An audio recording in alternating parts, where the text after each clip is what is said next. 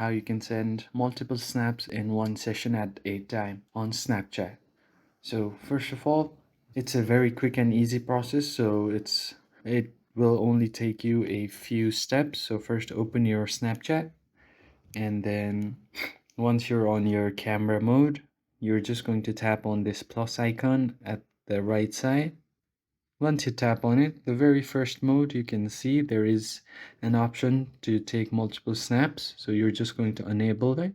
Once you enable this, you can see there is a plus icon on your shutter button. So you are just going to click on this, and you can add as many pictures as you like, and the number will keep increasing here.